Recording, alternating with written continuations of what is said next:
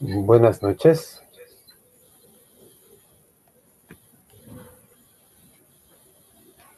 Un gran favor, ¿podrán permitirme compartir pantalla? Ok, ya está.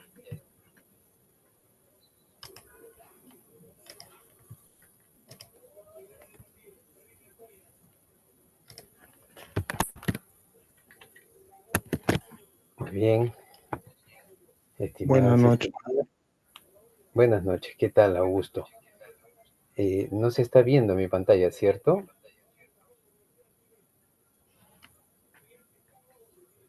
No, No se está viendo mi pantalla. A ver, vamos a intentar nuevamente. Si me permiten compartir pantalla, por favor.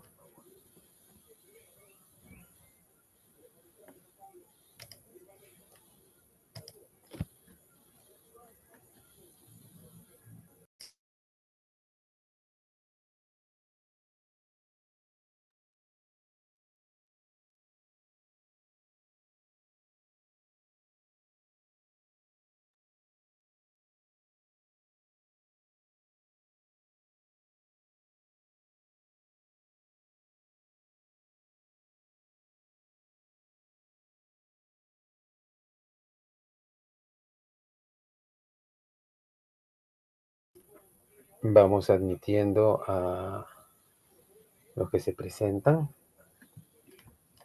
Buenas noches, Genaro, Tati, Jenny Picón, Mechita, muy buenas noches. A ver, todavía tengo deshabilitada la opción de compartir pantalla. Vamos a esperar un minutito. Pero, ante todo, siendo la última sesión, corresponde eh, presentarme. Ya me he presentado en varias oportunidades, todos saben, yo soy Samuel Navarrete, doctor en gestión pública, historiador, eh, egresado de la Universidad Nacional Mayor de San Marcos, mi alma mater. Y a lo largo de las sesiones que hemos tenido, hemos podido dar a algunas precisiones históricas, algunos análisis incluso del proceso que nos lleva a trabajar aquí con todos ustedes, el tema de la descentralización, y entender que la problemática de la descentralización no es un tema meramente actual, es una dinámica, no es un problema, es una dinámica que va con todo el proceso histórico, ¿no?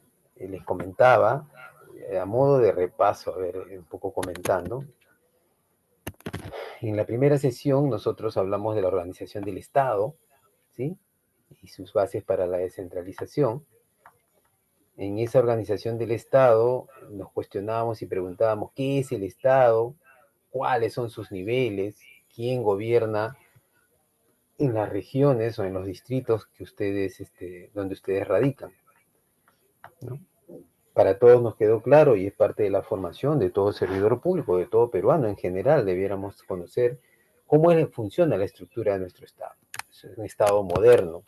La lógica del Estado moderno saben que nació con las revoluciones burguesas en Europa en el siglo XVIII, se fortalecieron las repúblicas en el siglo XIX, construyeron naciones, ¿no? Y esa estructura planteada como Estado habla de la división de poderes.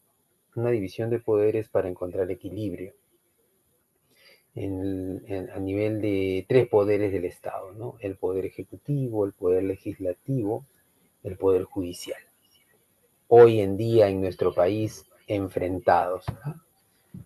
Hay una frase que utilizan mucho ahora los políticos, ¿no? ¿Está la política judicializada o está la justicia politizada? Entonces, allí eso es un indicador, es un síntoma que nos dicen a nosotros los ciudadanos como que la división de poderes no está claro, ¿no? No hay un equilibrio en el poder. Hay tres niveles de gobierno. Ustedes saben, en un territorio tan extenso como el nuestro, de más de 1.600.000 kilómetros cuadrados, en donde hay más de 1800 distritos, ¿sí? La organización no puede ser centralista, adicionalmente a que nuestro país es multiétnico, pluricultural. El Perú se caracteriza por su variedad, ¿no? El único peruano que yo conozco que ha sabido explotar, ¿no? En términos de explotación de recursos, nuestro territorio, nuestra variedad, ha sido un cocinero muy prestigioso mundialmente, don Gastón Acurio. Él ha convertido de nuestra variedad en un símbolo. Ha proyectado hacia el mundo la imagen de un Perú con una riqueza culinaria admirable, ¿sí? ¿Pero acaso solo la comida es variada en nuestro país? No. Nuestras culturas, nuestros pisos ecológicos, nuestros climas, hay tanta variedad para explotar. Yo dictaba clases en la ahora Universidad Nacional del Folclor José María Arguedas y a mis alumnos les decía, miren, las ideas son gratis, el que gana es el que las ejecuta. Y yo les pongo una idea sobre la mesa. No es mi idea, pero compartida, es del mundo. Ustedes ven Brasil, Brasil en un carnaval del mes de febrero puede concentrar a 10 millones de turistas en Río de Janeiro, en una semana, en 2 semanas. Tienen su sambódromo. ¿Se imaginan ustedes en nuestra ciudad, en Lima? No, no necesitamos, como decir, crear un espacio, ya, aprovechemos Lima, que es, siendo la capital famosamente conocida. Hagamos un cholódromo y desfilemos, hagamos desfilar sobre él nuestras variedades danzarias. No estamos hablando de un solo ritmo musical como la samba brasilera. Estamos hablando de infinidad de ritmos musicales, danzarios de nuestra querida patria. Yo les decía, ¿se imaginan el dineral que ganarían si hacen eso? Ojalá que algún día tengan una visión empresarial y alguien se anime a hacerlo. Y que lo hagas al lado de Mistura, que es la gran feria culinaria que Gastón siempre auspicia. Tiene baile y comida. Ese es nuestro país.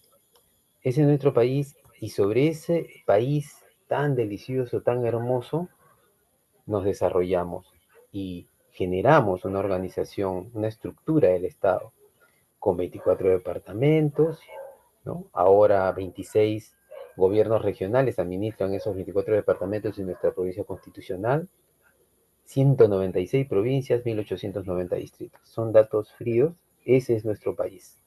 Y cada una de estos gobiernos locales, regionales, tienen la responsabilidad sobre la base de la organización cultural de cada uno de nuestros paisanos en el país, sacar adelante al Perú. Bueno, eso vimos en la primera clase y hablamos también de la descentralización. Y en la descentralización extendí bastante cómo fue el proceso de centralización y descentralización desde la época prehispánica. Hablamos de los horizontes, el horizonte, el intermedio, el horizonte, el intermedio. Es como un acordeón, ¿no? Se centraliza, se descentraliza, se descentraliza y se descentraliza. Pasó en la República, en los inicios de la República, y sigue pasando. Y siempre pongo como ejemplo de un excelente científico a Javier Pulgar Vidal cuando nos hizo conocer a todos otra forma de ver nuestro territorio, ya no solo con 3 regiones naturales, las famosamente conocidas costa, sierra y selva, o como otros llaman la costa, los Andes y la Amazonía, sino que fue más científico, más detalloso y encontró características en cada piso y creó 8 regiones, describió 8 regiones, ¿no? Chala, Yunga, Quechua, Suni, Janca, Jalca, Rupa Rupa, Humahua, ¿no? O sea, te puso sobre la mesa un abanico de posibilidades de desarrollo y te dijo, cada región debiera obtener un pedazo de cada estos pisos ecológicos, estas regiones. Y en la década del 80 se promulgó pues, justamente una propuesta muy interesante de regionalización. En la segunda clase hablamos de la ley orgánica de los gobiernos, ¿sí? La ley de municipalidades, perdón, eso fue en la primera clase, ¿sí? Me estoy apoyando con las mismas láminas que les he presentado. En la segunda clase hablamos sobre los instrumentos clave para impulsar el desarrollo local y regional. Y hablamos de la planificación del desarrollo territorial. Y esta nueva ley que ahora nos acompaña, que es la 32.27.9, la ley de ordenamiento territorial, ¿no? Y conversamos y vimos cómo este tema del ordenamiento territorial no era solo un tema de una ley, sino es un tema que se ha venido dando desde las épocas prehispánicas hasta la actualidad, ¿no? Hablamos de cómo se organizaron el Imperio Inca, cómo lo hizo Castilla en su momento, cómo hasta Velasco también de alguna manera dio una organización territorial. Vimos gestión del financiamiento público, ¿sí? Algunos instrumentos normativos que nos permiten analizar el tema del financiamiento, la ley 27785, la ley orgánica del Sistema Nacional de Control, la Contraloría, aquella que se encargaría o se encarga de supervisar que el gasto público sea correcto, no mal manejado. Ya en nuestra tercera sesión, la semana pasada, hablábamos sobre gobernanza y gestión pública en el contexto descentralizado. Seguíamos con la dinámica de descentralización y empezamos a hablar de políticas públicas, tanto regionales como locales. Entender qué era una política pública.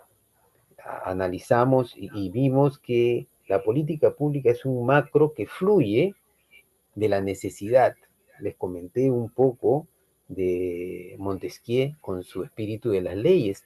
Para que una norma tenga asidero, tiene que fluir desde la misma base, desde la misma población, desde los mismos sectores que están requiriendo, necesitando. Y cuando hablo de la población, nunca nos centremos en esa idea a veces parcializada de la población necesitada, la población pobre. No, la población la conformamos todos. La conforman las personas que tienen muchas necesidades, como las personas que no las tienen y las personas que tienen el poder económico o el poder político, ¿sí? Las conformamos todos. Por eso, si se diera en algún momento una constituyente, que desde mi punto de vista, y no quiero abrir debate, solamente es un comentario personal, tenemos la necesidad de abrir una constituyente, ¿no? Yo siempre decía que la Constitución del 79 era una poesía en comparación a la Constitución neoliberal del 93. Sin embargo, hay que resaltar que la Constitución del 93 trajo cierto avance y desarrollo a nivel nacional, pero que, como toda norma, requiere sus cambios, requiere sus ajustes. Nosotros evolucionamos, nosotros cambiamos.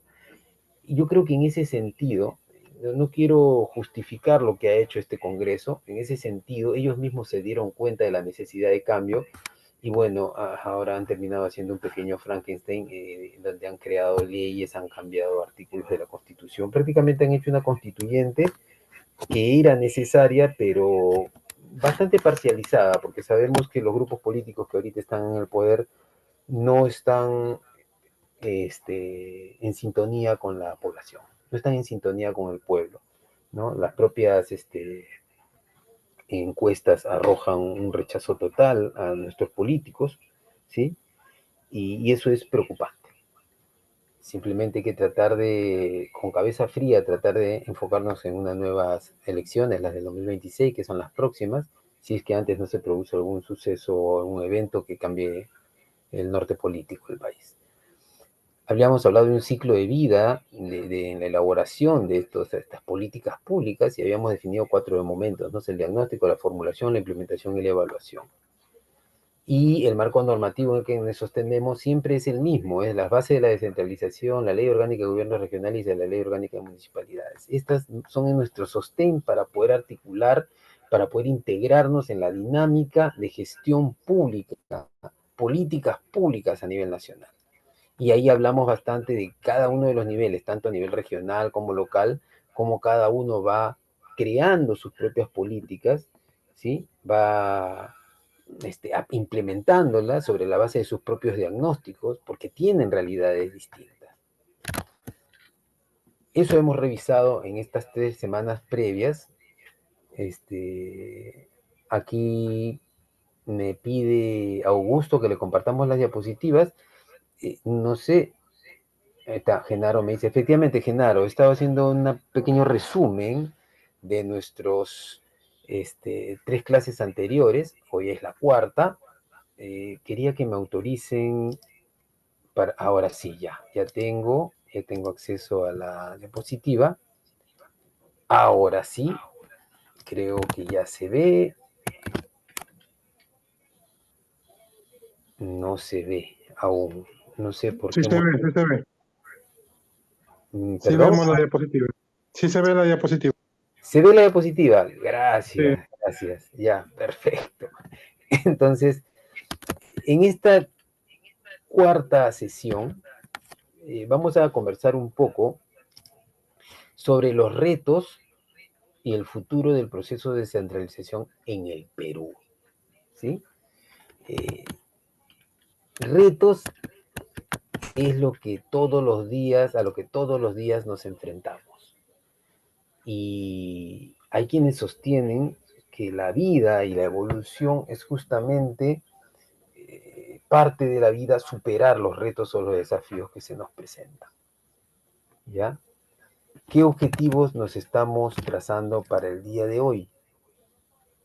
Vamos a analizar los avances y limitaciones del proceso de la descentralización en el Perú desde su relanzamiento en 2002, una pequeña evaluación, y vamos a reflexionar sobre los retos estructurales, institucionales y territoriales que enfrenta la descentralización, así como sus perspectivas de mejora.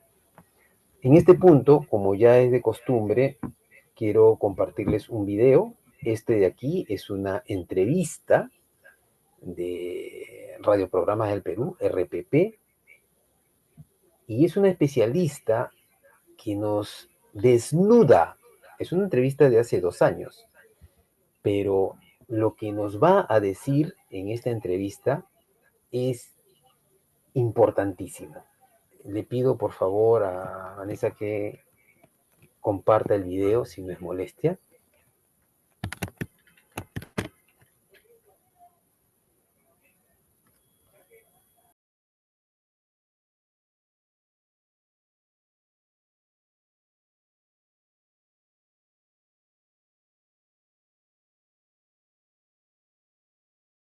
Votaremos todos en las regionales y en las municipales de nuestro país. Todas las llamadas que hemos recibido son muy críticas del estado de la descentralización en nuestro país.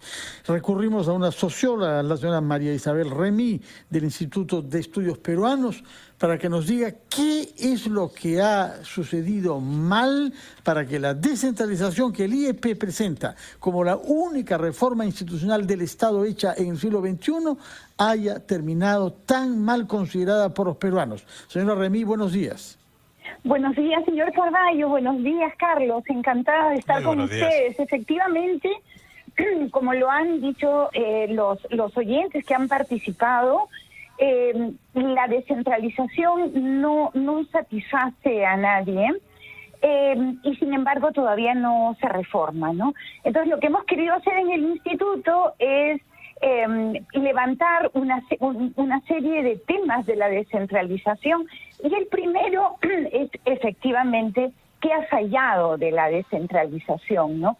Y lo que hemos planteado en esta primera entrega es un poco la historia de cómo se monta primero se desmonta el antiguo la descentralización, la regionalización de finales del siglo pasado, del finales de la década de los 80 del siglo pasado, y cómo luego se monta rápidamente entre 2002 y 2004 un diseño muy poco sólido que se va cayendo a pedazos, y luego los pedazos se quedan de modo así en el suelo, y eso es lo que llamamos descentralización. ¿Qué había pasado? Era un diseño que debía crear integración de departamentos en regiones, pero no a través de un plan, como fue su versión anterior, sino a través de la participación ciudadana. Las regiones integradas debían optar por demandar unas competencias que ofertarían los ministerios, que no terminó de hacerse, pero luego de estar integrados, y luego de todo esto vendría una descentralización fiscal, es decir, el dinero del gobierno central pasarlo a las regiones para que cumplan las competencias. María Isabel, muy buenos días.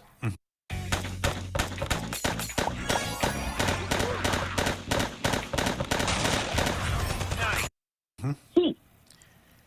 Al hacer un balance sobre el proceso de descentralización en estos 20 años, ¿cuál es el diagnóstico de manera general en las diferentes regiones? ¿Hay algunas regiones que realmente han avanzado en contraste con otras? ¿Y cuál de alguna manera han sido esos factores que han permitido ese mínimo de desarrollo?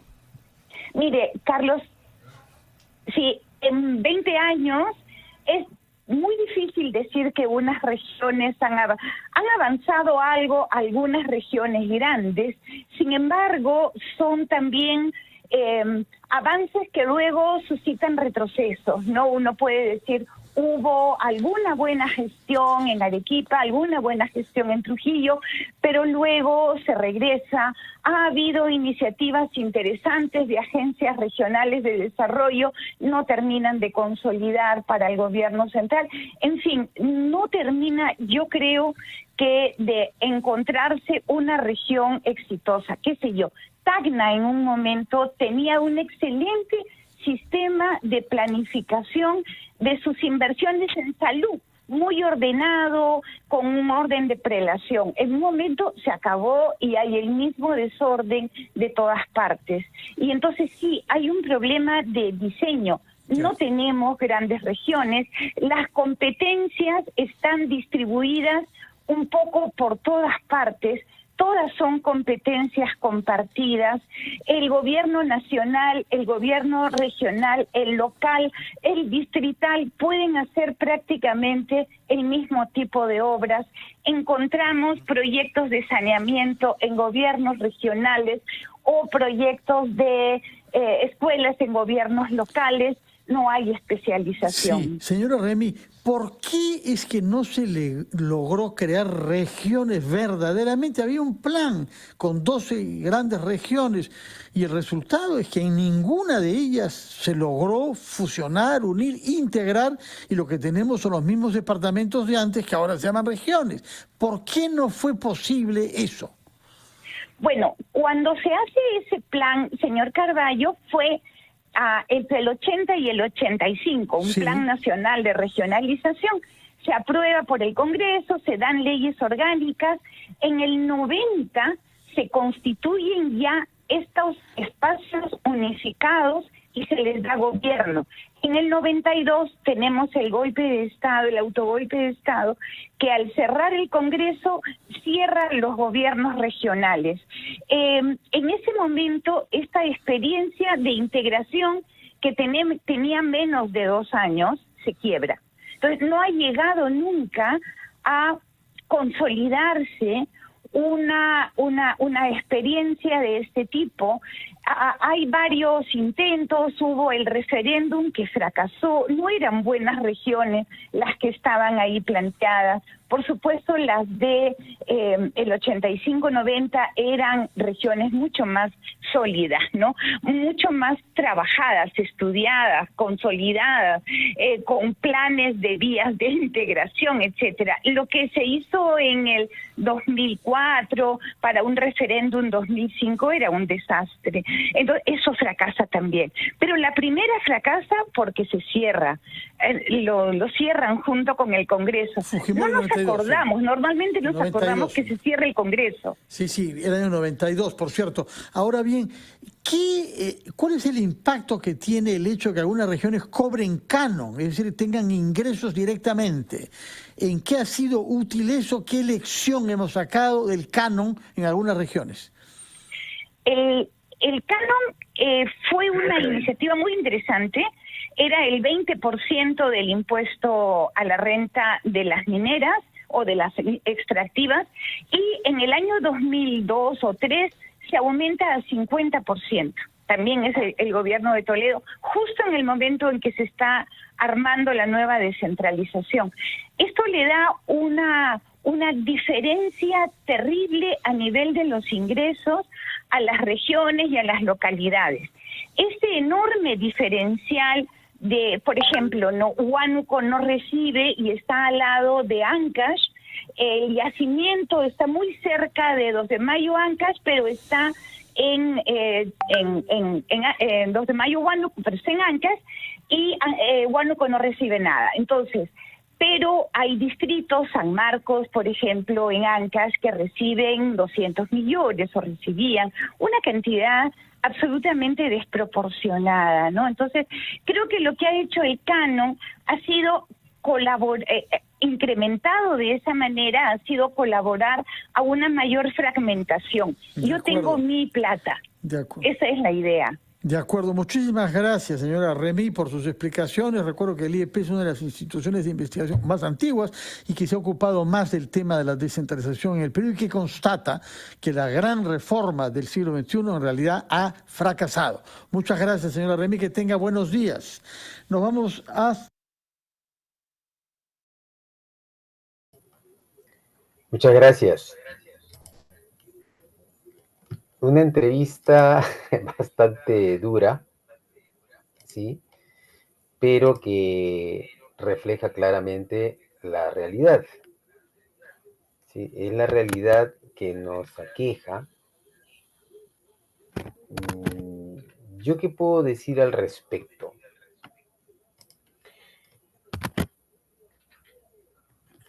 Siempre hay que tener en cuenta, creo que a lo largo de estas sesiones, nos he tratado de invitar un poco a la reflexión, para que tengan una visión siempre histórica. O sea, no podemos dejar de ver nuestro pasado. Yo les decía que en la vida nosotros caminamos de espaldas. No sabemos qué hay allá adelante, pero sí vemos todo el trazo que hemos dejado. Así se recorre en la vida. No podemos dejar de ver nuestra historia. Y también les decía a ustedes que nosotros no somos jóvenes respecto de las civilizaciones antiguas. No sé por qué le llaman antiguas.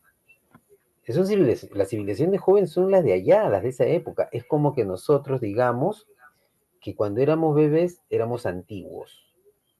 Cuando éramos niños éramos antiguos. Falso. Nosotros somos los antiguos, nosotros somos los viejos. Tenemos 200.000 años de existencia como especie humana, 5.000 años como sociedades organizadas en civilización. Entonces, no dejemos de ver siempre el enfoque histórico.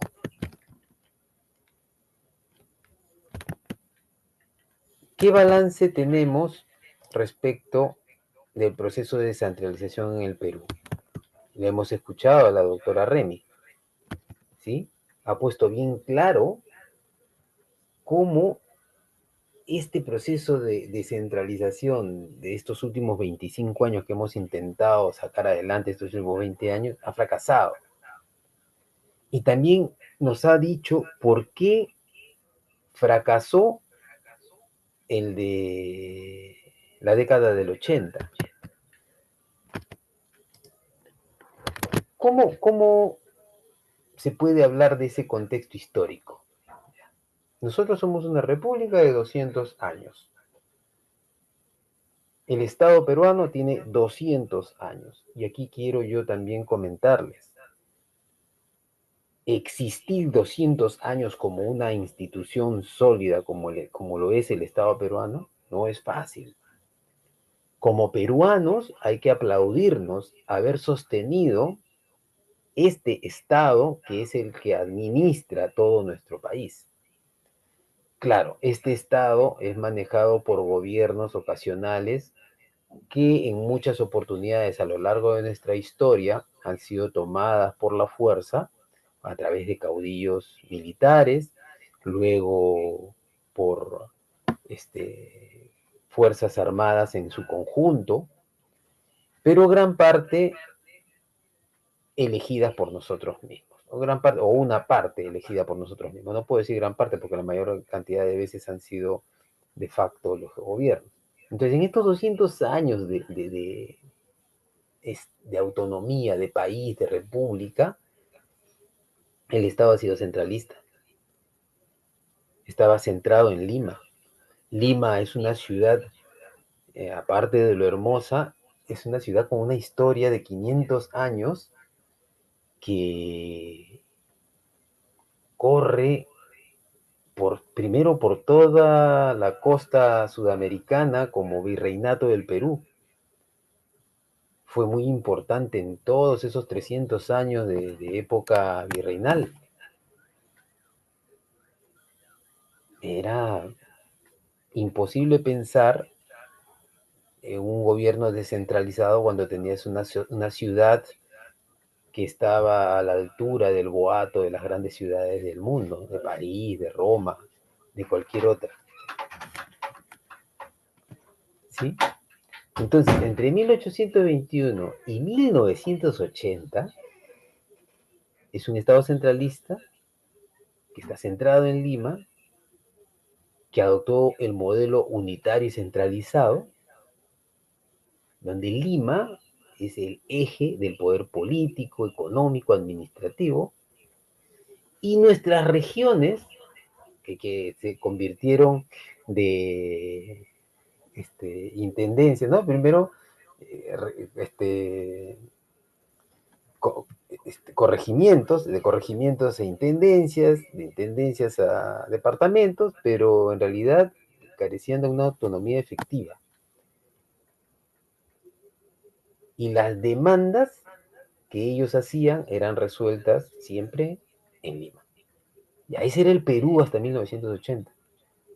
Ese Perú en donde incluso Velasco, con su golpe de Estado del Comando Conjunto, en donde tomó acciones por la necesidad que había en ese momento de evitar el despoblamiento del campo, igual siguió siendo centralista. Recién en los 80 se habla de un modelo bien estructurado, lo dijo ahí la doctora Remy, bien pensado, se iba a lograr realmente si se materializaba una verdadera regionalización, tomando en consideración las potencialidades de las regiones. Hablo como espacio físico, no esas regiones que actualmente existen departamentalizadas, ¿no? Con fronteras departamentales. No, hablo de regiones en donde departamentos se fusionaban en una sola región y que se iban a beneficiar de los recursos de todas las regiones. Entonces se dio un primer intento descentralizador. Eso fue en el segundo gobierno de Belaúnde Terry, ¿ya? Se crearon 12 regiones experimentales con presidentes y consejos regionales elegidos, ¿ya? Lamentablemente no prosperó. Los recursos que pudieran haber salido de la misma región no estaban consolidados, dependían de Lima. Y Lima no no desarrolló, no avanzó en ese sentido. En los 90 se desactivó, ya lo dijo ya claramente la doctora Remy, con el golpe de Estado del año 92, prácticamente se desestimó ese proyecto de descentralización y se vuelve a tomar en el 2002 dentro del gobierno de Toledo. Les comenté a ustedes en la clase pasada que el gobierno de Toledo dejó que fluyera de una manera desorganizada, fundamentalmente porque lo necesitaba como rédito político, como bandera de campaña para las siguientes elecciones. Yo regionalicé el Perú, pero la verdad es que no es muy efectiva esta regionalización. La capacidad de gasto que tienen nuestras regiones es bastante cuestionable.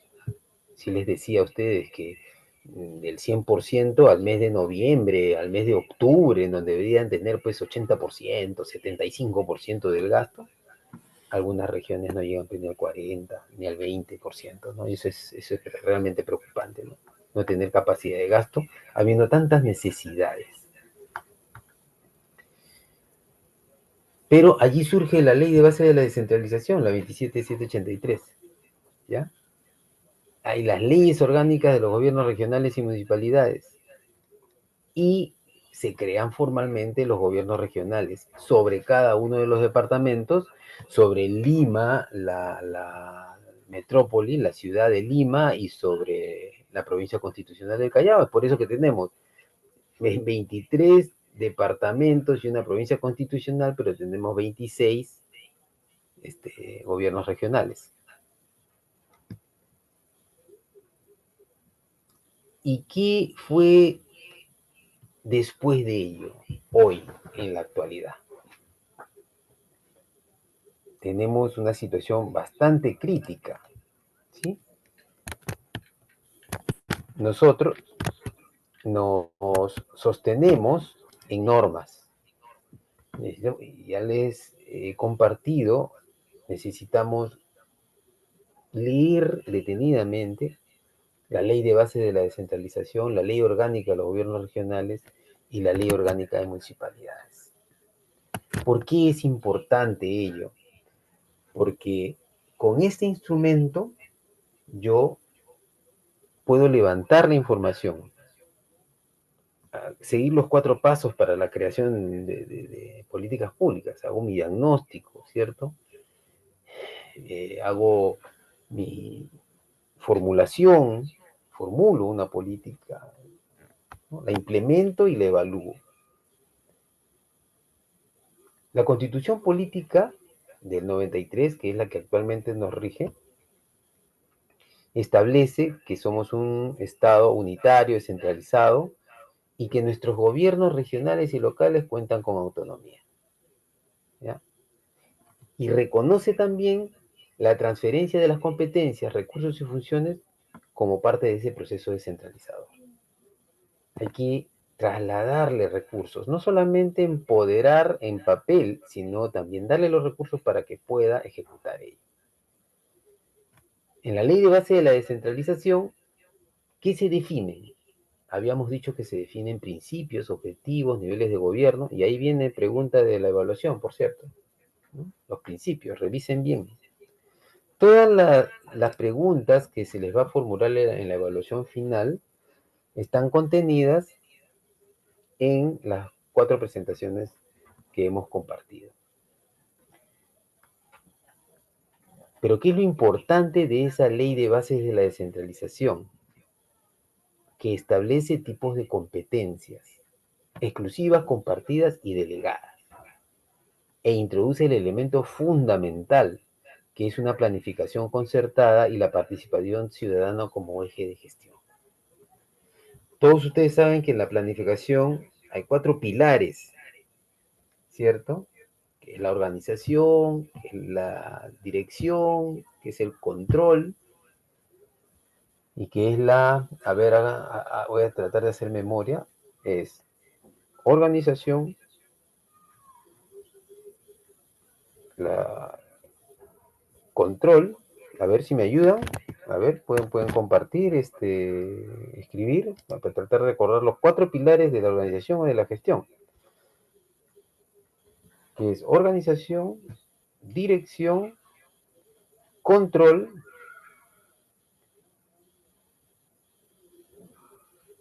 y bueno, y la propia planificación, pues, ¿no? El propio plan, ¿no? Esos 4 pilares. Planificas, organizas, diriges y evalúas y haces control. Esos son los principios, los 4 pilares de la administración o de la gestión. No de la planificación, sino de la gestión. La planificación es uno de los pilares. Y esto de aquí te lo plantea la Ley de Base de Descentralización. Así como también la Ley Orgánica de Gobiernos Regionales te regula la estructura, las funciones y las atribuciones de los gobiernos regionales, ¿no? Para promover el desarrollo regional sostenible y la coordinación con los demás niveles de gobierno. Y por último, la Ley Orgánica de Municipalidades, que te va a establecer el régimen jurídico de las municipalidades provinciales y distritales, que te va a definir esa autonomía política, que ya te la da desde la Constitución Política, autonomía política, económica y administrativa, ¿ya? Y precisa funciones en servicios públicos, ordenamiento territorial y desarrollo local. Ahora, yo veo mucho a un periodista, Marcos Cifuentes creo que se llama el periodista, tiene un programa en internet, La Encerrona, y hablaba de cómo es la distribución del impuesto general a las ventas. De ese 18%, que es uno de los impuestos más altos de la región, 18% pagamos nosotros sobre todos los productos que adquirimos, sobre todo los bienes. 16% se quedaba en el gobierno central y 2% se distribuía a todas las municipalidades del Perú. Se acaba de promulgar y está en revisión por el Ejecutivo y al parecer le van a dar el ok, han cambiado los porcentajes. 14% se queda con el gobierno central y 4% se va a las regiones. Yo quiero que por favor escriban ustedes. ¿Les parece buena esa ley? Por favor, comenten. Participemos y díganme si ustedes consideran que cambiar 16 para el gobierno central y 2 a los gobiernos locales y provinciales a 14 y 4 es una buena ley. Leo sus comentarios, por favor. Me encantaría escuchar o leerlos de ustedes mismos si consideran que ese cambio es fructífero, que realmente promueve la descentralización, generalmente, que realmente los recursos del Perú van a llegar a todas partes del Perú. ¿Qué opinan?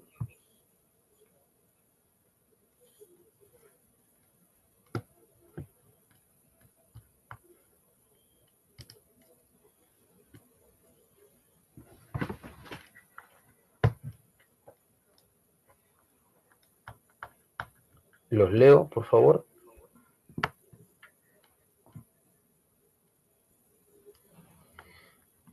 A ver, Augusto nos dice que no, porque el gobierno regional es quien ejecuta la mayoría de las obras y proyectos. O sea, no es conveniente, Augusto, ¿considera que no es conveniente esa distribución de 14-4, de 16-2, 2 para todo el Perú, 16 para el gobierno central, a 14-4?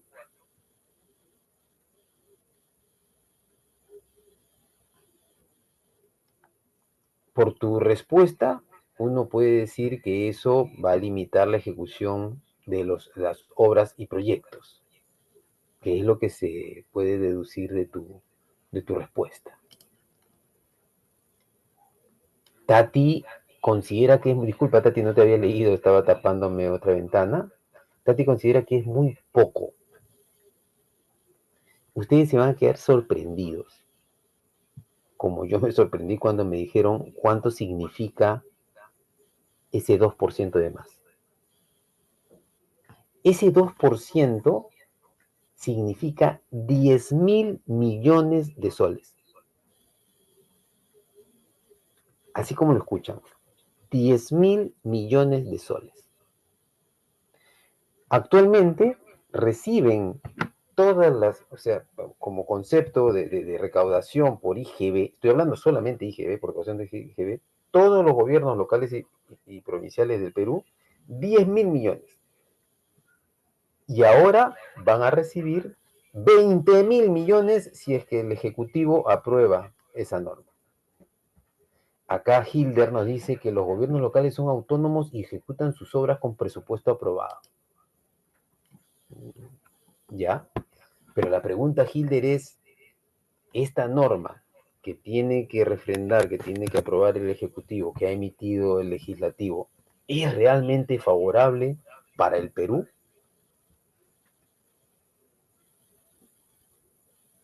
Yo les comentaba un problema, la capacidad de gasto. Si estos gobiernos no gastan, no tienen la capacidad de gastar 10.000 millones y devuelven mucho dinero al Tesoro Público, ¿creen ustedes que con 20.000 millones vayan a poder hacer algo? ¿El problema es la plata? ¿O el problema es contar con gente como ustedes que están aquí sentados, instruyéndose, aprendiendo sobre cómo son las dinámicas de la gestión pública, la descentralización, los gobiernos regionales, la estructura del Estado? Tati dice es porque no tiene una visión. O sea, no hay un claro norte, horizonte. Los gobiernos regionales, según Genaro, no tienen capacidad de gasto por falta de personal especializado. Exacto, Genaro, justo lo que estoy compartiendo, lo que les estoy diciendo. Hilder entonces dice, no podrían ejecutarlo. Personalmente, yo sí considero que la ley es buena. Yo lo he escuchado al periodista. El periodista tiene un enfoque distinto. Él dice que hay un interés detrás, que hay determinado partido político que tiene a nivel nacional una buena representación de autoridades, ¿sí? Y que quienes han aprobado esta ley en el Parlamento es justamente gente de ese partido político, porque lo que van a hacer es trasladarle a estos municipios locales y provinciales más recursos, más dinero. Y el periodista sostenía que qué coincidencia que a puertas de unas nuevas elecciones les des más dinero a estas municipalidades para que ejecuten más obras a como puedan. Ojo que también se presta a mucha corrupción, pero que efectivamente ya la gente no se queda tan contenta con una bonita campaña, con colores, fotos y paseos, sino que lo que impactan son las obras. Eso es la posición del periodista. Cuando yo me estaba enterando por boca de él que hay una ley aprobada en donde le voy a dar más dinero al Perú profundo, yo contento. Mira, Jenny Picón me pone un análisis bien entretenido, voy a leerlo todo. ¿Ya? Dice que es favorable si la distribución permite fortalecer las regiones, mejorar infraestructura y servicios públicos locales, puede contribuir al desarrollo regional y reducir desigualdades. Yo pienso exactamente lo mismo. Yo sí creo que es favorable darle más dinero a mi Perú profundo para que saque adelante y se libere de sus problemas. Pero también Jenny nos dice que es desfavorable porque si la distribución no es equitativa o si hay poca transparencia y control en el uso de esos fondos, puede generar desigualdades, mal manejo de recursos y poca inversión en las necesidades locales. Ya, ese es el problema de todos los días. ¿Sí? Ese es el problema de todos los días. Sin embargo, de acuerdo a tu propia apreciación, Jenny, el favorable va ganando desde mi punto de vista. ¿Cuál sería el problema de Perú? desigualdad en distribución, falta de fiscalización, capacidad administrativa regional. Ya, eso te permitiría atacarlo de favorable.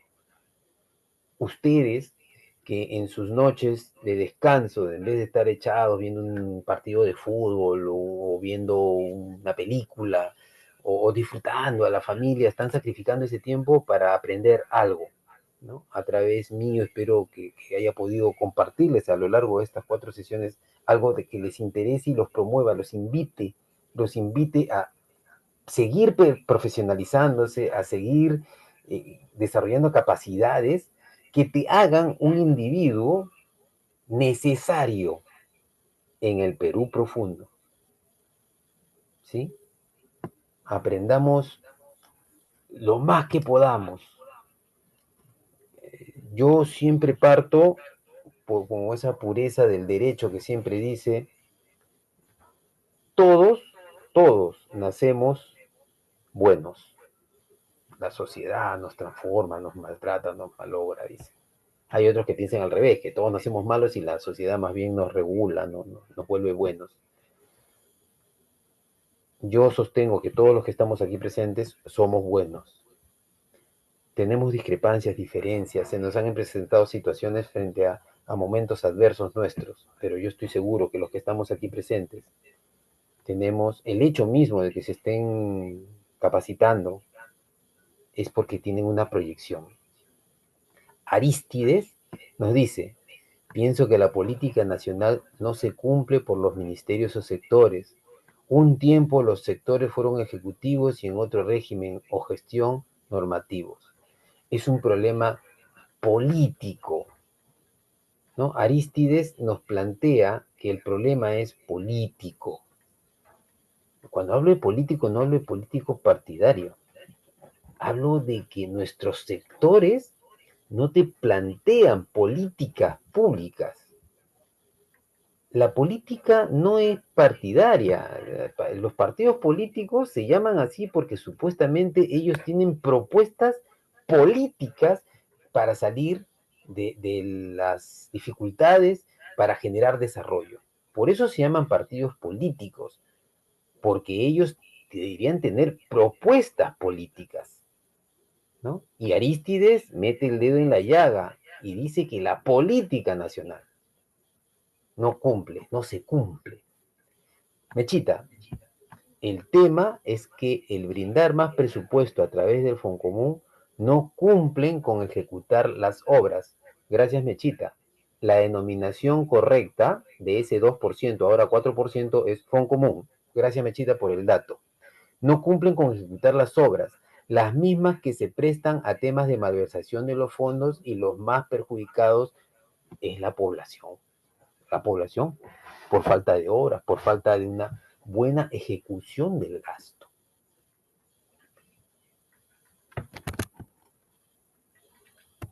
Pero bien,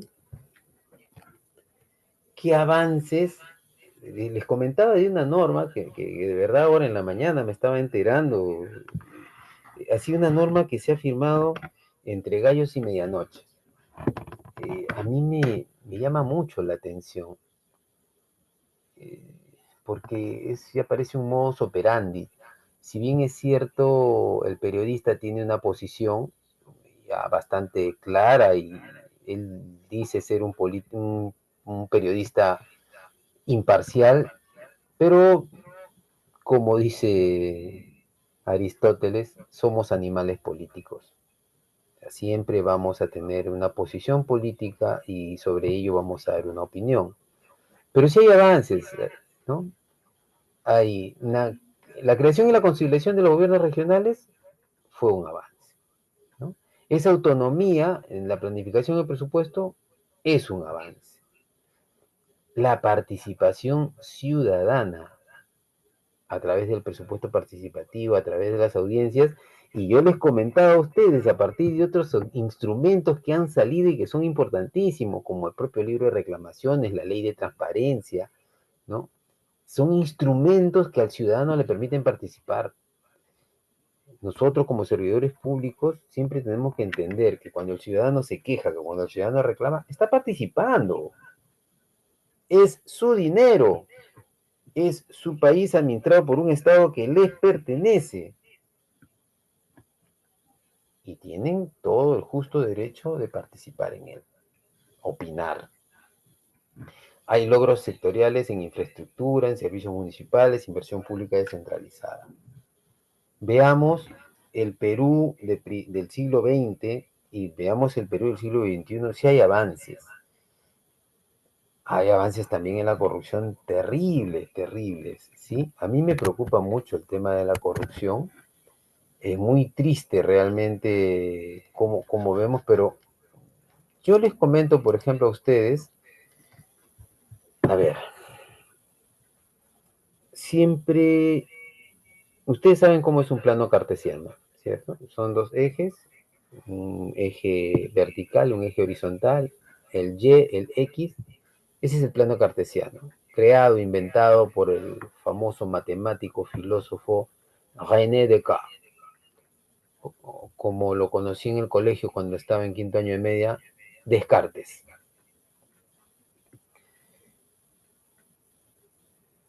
Esas dos líneas que vemos, para mí, trazan tiempo y espacio.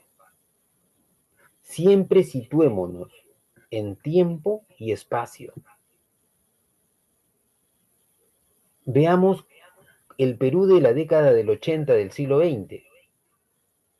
Ese Perú que estaba intentando a través de la descentralización salir del subdesarrollo en el que nos encontrábamos, pero era un Perú que estaba convulsionado por la violencia política, por el terrorismo implantado por Sendero Luminoso y el movimiento Tupac Amaru. Ese Perú convulsionado, queriendo salir adelante, no estaba solo en el planeta. Había un proceso histórico. Se estaban dando cambios terribles, tremendos, en el segundo mundo. Nosotros nos llamaban tercer mundo justamente porque el primer mundo era Occidente, el segundo mundo era el bloque occidental, nosotros éramos los tercermundistas, o como quisieron llamarlo más, menos tosco, los no alineados. Pero el segundo mundo se venía abajo.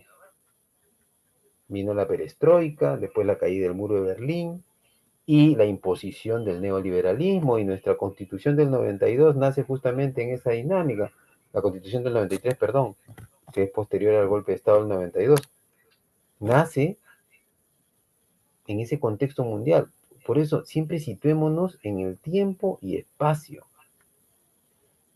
Si hablamos de la consolidación de gobiernos regionales, ¿ya? Después del gobierno dictatorial de Fujimori, hablamos que nos asustamos por lo... A ver, ¿cómo lo veo yo? Yo era joven en esa época cuando pasó. Es lo que mi papá me decía desde que era niño, que los políticos son corruptos, que los grupos de poder económico nos tienen empobrecidos, que siempre viven sus intereses, pero eran palabras.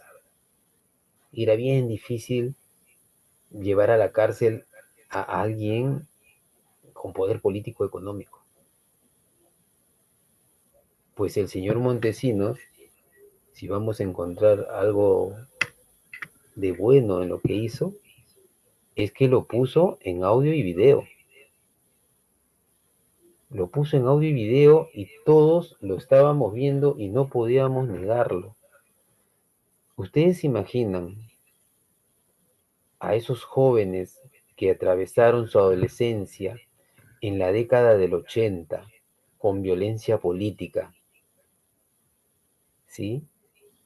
En los 90 con una dictadura, terminar el milenio con una prueba contundente de que nuestros políticos y nuestros grupos de poder económicos estaban podridos, con pruebas irrefutables? ¿Se imaginan esa juventud? En esa juventud estaba yo. Ahora soy un hombre de 56 años.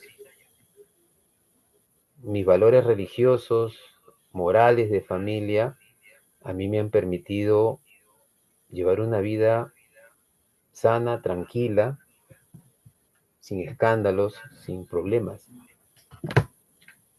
pero con un fuerte resentimiento por nuestras clases políticas, económicas, ¿sí? Y quizá yo en mi trabajo vivo enfrentando constantemente cuando veo actos que no se ajustan con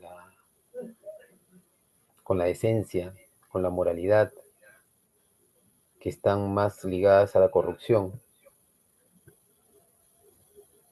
Y yo estoy seguro que ustedes también lo ven y cada día luchan contra eso.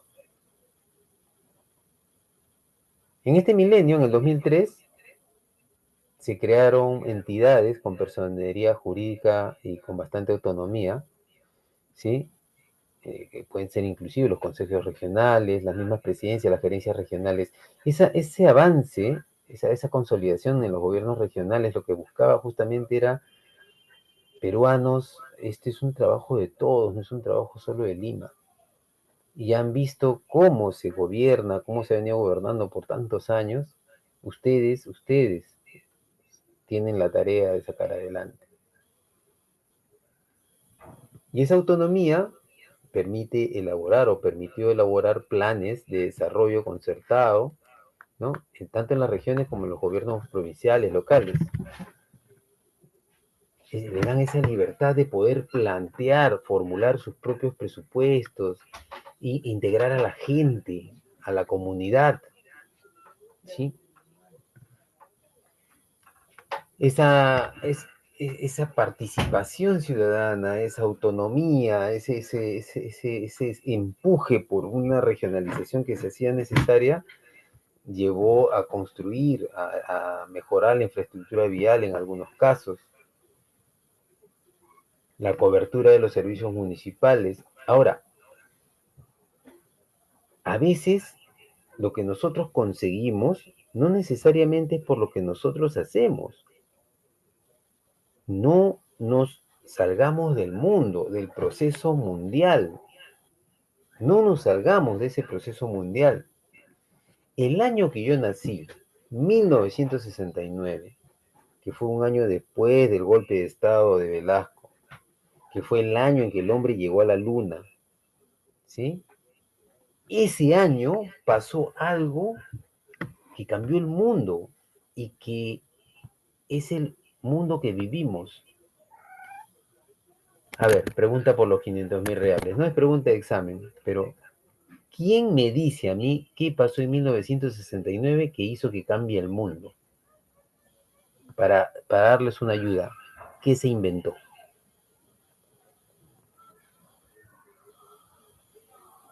Ayúdense con el internet. ¿Quién me lo pone allí por escrito? ¿Qué se inventó que cambió el mundo?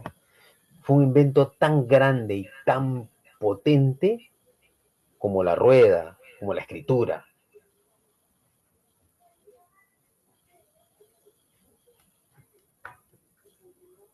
Alguien que se anime a escribirlo o decirlo.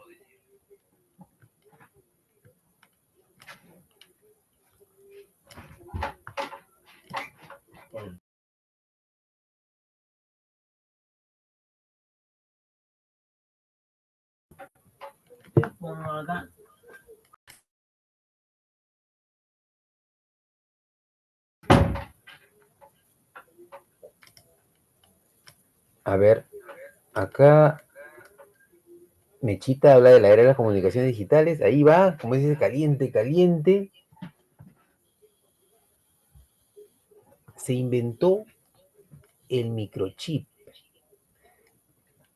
El internet nace como consecuencia del microchip. En 1969, hace 56 años, el año en que yo nací, en que el hombre llegó a la luna, se inventó el microchip. Y con eso, Eli, con eso nace todo este mundo que tenemos, ese avance tecnológico. Ustedes no se imaginan, lo hemos vivido. en la década del 80 yo todavía le enviaba cartas a mi tío en Estados Unidos, que había migrado en la década del 70, cartas manuscritas. Y les enviaba una vez al año una carta. Y cuando venía mi tío de visita cada 3 años, uy, era una algarabía familiar verlo. Ahora hablo con él todos los días. No hablo, lo veo. Y este avance tecnológico va a seguir avanzando. Entonces, siempre situémonos en ese plano cartesiano de tiempo y espacio. Si hablamos del desarrollo, si hablamos de los avances tecnológicos, ¿sí? Siempre nos vamos a dar cuenta que hay también un proceso histórico en todo el planeta. Y ese proceso histórico nos, como una ola enorme, como un maremoto, nos arrasa.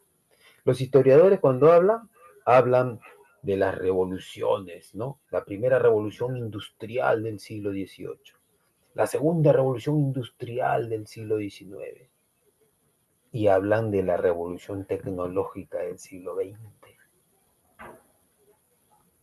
¿Y qué revolución se nos viene? No sabemos, pero que cambios van a haber. Y ante ello se presentan limitaciones. Las desigualdades en capacidades y recursos. En el video de la entrevista, la doctora Remy nos habla, ahí puso el ejemplo de San Marcos en Ancash, ¿no? 200 millones de dólares anuales solo para el distrito de San Marcos. Es un distrito pequeñito. Eso no ayuda a una regionalización adecuada y apropiada, porque San Marcos quiere su plata. Esto es mi plata y mi plata. Entonces, han tenido que hacer una serie de análisis del impacto que tiene la minería en San Marcos a lo largo de todas las cuencas que lo rodean, para decirles, mire, San Marcos, tu recurso sale efectivamente de tu territorio, pero el impacto que tiene el traslado de los camiones, los residuos de minería, el impacto ecológico, no solo te afecta a ti, afecta a todos. Afecta a toda una región, desde tu lugar hasta la costa y desde tu lugar hacia la Amazonía. Por lo tanto, tu canon hay que dividirlo, hay que distribuirlo. Una limitación en la falta de articulación entre niveles de gobierno, sí, efectivamente. Es terrible es cuando un gobierno regional es ganado por un grupo político y los gobiernos locales y provinciales por otros grupos políticos. A veces olvidamos que nosotros postulamos a un cargo a través de un partido político, pero cuando tomamos el poder, chao partido político, tú ya no gobiernas para tu partido político, tú gobiernas para los peruanos. Por eso es que cuando elegimos a un presidente y no ganó el presidente por el que voté, yo no puedo decir, ese no es mi presidente. Ese es tu presidente. Acéptalo como tal. Tiene el peor gobierno. Utilizan esa famosa frase, no me representa. Podemos estar de acuerdo en que no hace un buen gobierno, podemos estar de acuerdo en que no logra realmente enlazarse, hacer una sintonía con la sociedad, pero es nuestro presidente o nuestra presidente. No podemos negarlo. Va a quedar escrito en los libros de historia. Si yo me voy a poner a analizar ahorita cada uno de nuestros presidentes y voy a escribir la historia de nuestros presidentes de la República desde sus detractores, va a ser un libro peor que la historia de la corrupción en el Perú. Cada uno cumplió e hizo los avances que pudo hacer en su momento.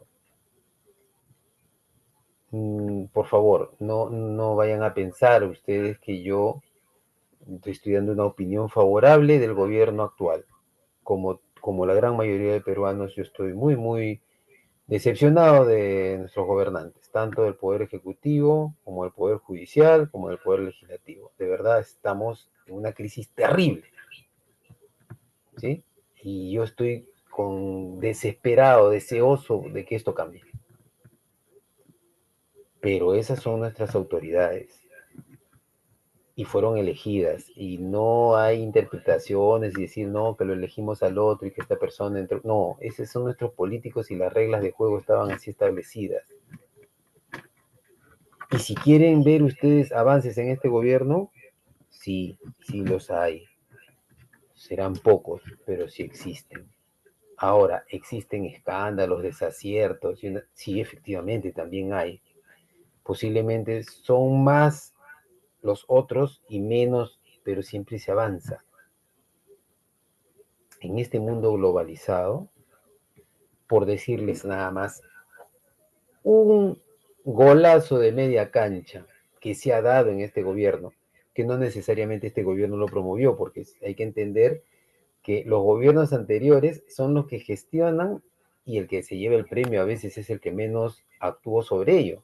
Pero la sola ejecución es el logro del Estado, es el logro de los peruanos. ¿Y cuál es el golazo de media cancha que hemos metido el año pasado, a final del año pasado? Por favor, escríbanlo. Chancay. Ahí está. Genaro lo pone. ¿Ustedes saben lo que significa ese puerto? Dios mío. Es ese puerto el que nos puede convertir en la potencia de esta región. Fue planificado hace años. Y Genaro me da pie a decir algo que quiero que por favor y ustedes sean claros en verlo como yo lo veo. Cuando el más grande criminal de este país fue capturado el año 92, fue capturado dentro de un gobierno que era una dictadura, que era el gobierno de Fujimori, de un trabajo que nació el año 88 en el gobierno del difunto expresidente Alan García Pérez. Y ustedes dirán, o sea, que Alan fue el que... No. Fue en el gobierno de Alan García que nació algo, y fue en el gobierno de Fujimori que se consolidó. Estábamos, los dos momentos más terribles de nuestra historia han sido la guerra del Pacífico y esa guerra interna despiadada que sufrimos por el terrorismo. ¿Sí? Esos han sido los dos momentos en donde nuestro Estado peruano de 200 años, ese sólido Estado peruano, se vio tambaleante. Y es ese mismo Estado peruano, estoy hablando del Estado peruano, no estoy hablando de los gobiernos, que dijeron, no, esto no se puede permitir. Porque, ojo, el Estado, ¿quiénes lo conforman? Instituciones. E instituciones que están dirigidas por nosotros, por peruanos. Y aparecen gobiernos que le dan cierta orientación política, que quieren sacar adelante, administrar ese Estado. Hay quienes lo planifican bien y quienes lo planifican mal. Lo administran bien, lo administran mal. ¿Ya? Pero hay que entender que como Estado nosotros nos defendimos y logramos meter preso a ese gran criminal. Y como Estado planificamos y hemos logrado que se inaugure un puerto que nos va a cambiar la historia. Yo soy muy optimista y se ha dado en este gobierno. Un gobierno que hay que agradecer que lo viabilizó. Hubiese sido terrible que sucedan cosas en este gobierno que lo imposibiliten. Yo creo que allí sí, miren, y les comento, intereses de otros países intereses de otros países hubiesen pagado porque no se dé eso. No voy a mencionar los países, pero sí que se inaugure ese puerto hace desequilibrar a la región en términos económicos, favoreciéndonos tremendamente a nosotros. Y sucedió en Chancay. Y de Chancay ahora están construyendo la línea ferroviaria hasta Brasil, hasta la costa atlántica. ¿Qué otras limitaciones tenemos? La falta de articulación entre los niveles de gobierno. Ya lo habíamos comentado. La debilidad en gestión del talento humano subnacional. Ustedes lo han comentado. No nos estamos preparando. Hay un enorme puerto de Chancay, hay una enorme línea ferroviaria que va a unir Pacífico con el Atlántico, reduciendo los tiempos de navegación y evitando pasar por el canal de Panamá, que está administrado por el gobierno de los Estados Unidos, tiene absoluto control sobre ello. Los chinos no quieren depender ya de Estados Unidos. Y los chinos, no soy pro chino porque ellos dentro de su gobierno tienen algo que no comparto, que es la libertad, ¿no? La restricción de la libertad. Pero nos están dando una lección. Los chinos nos plantean negocios de igual a igual, de gana a gana. Por lo pronto, ellos no han venido a conquistarnos. No nos están poniendo una base militar, no nos están regalando plata para endeudarnos. No, nos están trayendo inversión. El 55% de la minería peruana es china. Requieren y necesitan de nosotros, de nuestros recursos. Y están pagando. Hay críticas, hay muchas personas que dirán, sí, mira, que los chinos pagan mal, explotan mal, lo que quieran, pero 55% de la minería en Perú la tienen los chinos. Y eso nos genera riqueza. ¿Qué esperamos que no empezamos a perfeccionarnos o prepararnos para tecnificarnos? Hacer lo mismo que hicieron los chinos con Estados Unidos. Los chinos se ofrecieron como trabajadores de mano barata, las inversiones americanas y europeas se fueron a China, los chinos aprendieron la tecnología, desarrollaron la tecnología y ahora son dueños de la tecnología. ¿Qué esperamos? Centralismo fiscal y dependencia de transferencias. El dinero siempre. Todo un problema la distribución del dinero. Perspectivas y desafíos futuros. Desafíos institucionales. Por favor, no se limiten de hacer comentarios. Si tienen ustedes algo que decir, escríbanlo. Al finalizar la sesión podremos conversar un poco, dar algunas opiniones de parte de ustedes. Yo quedaré muy agradecido con su participación. ¿Qué dicen los desafíos institucionales? Dice, fortalecer capacidades técnicas y administrativas en los gobiernos subnacionales.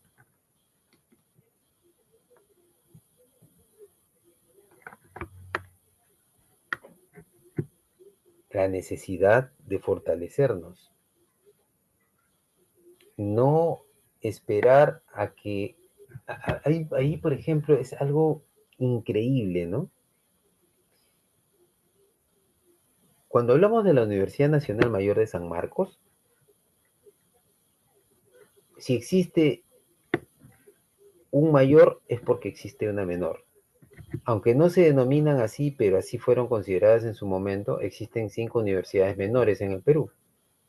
La Universidad Menor de San Cristóbal de Huamanga, la Universidad Menor de San Agustín, la Universidad Menor de Trujillo, ¿sí? Son las universidades menores que acompañan a la Universidad Mayor de San Marcos. No recuerdo el nombre, pero la del Cusco es Abad. Abad es el apellido. ¿Sí?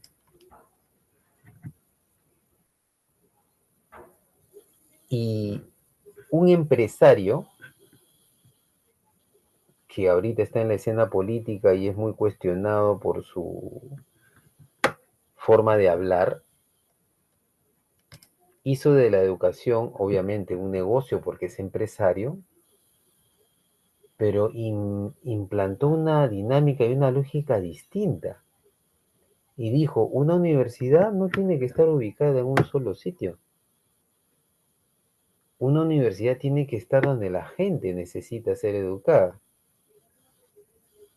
Y puso sedes en Trujillo, en Lima, dentro de Lima, en cada uno del Lima Norte, Lima Este, Lima Sur, en el sur del país, en otras regiones. Y yo siempre dije, ¿y San Marcos por qué no hace lo mismo? ¿Y Católica por qué no hace lo mismo? Dentro de los rankings de universidades a nivel nacional, a nivel mundial, perdón, San Marcos y Católica figuran siempre en puestos muy, muy respetables en producción del conocimiento. Sin embargo, si hay universidad en la selva, si hay universidad, en Iquitos hay una universidad, ¿ya? San Marcos, Católica, ¿por qué no hicieron eso? ¿Por qué no descentralizaron?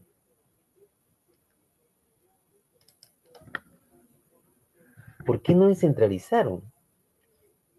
Si siendo una de nuestras mejores universidades llegaran a todos los rincones del Perú, el nivel de nuestros profesionales elevaría. No tendrían la necesidad de venir a la ciudad de Lima o irse fuera del país. Conozco mucha gente del altiplano que se van a estudiar a universidades bolivianas. En Madre de Dios, mucha gente cruza la frontera para ir a estudiar a la ciudad fronteriza de Brasil. ¿Por qué se tiene que dar eso? ¿Por qué se tiene que dar eso? ¿Por qué somos tan descuidados y permitir que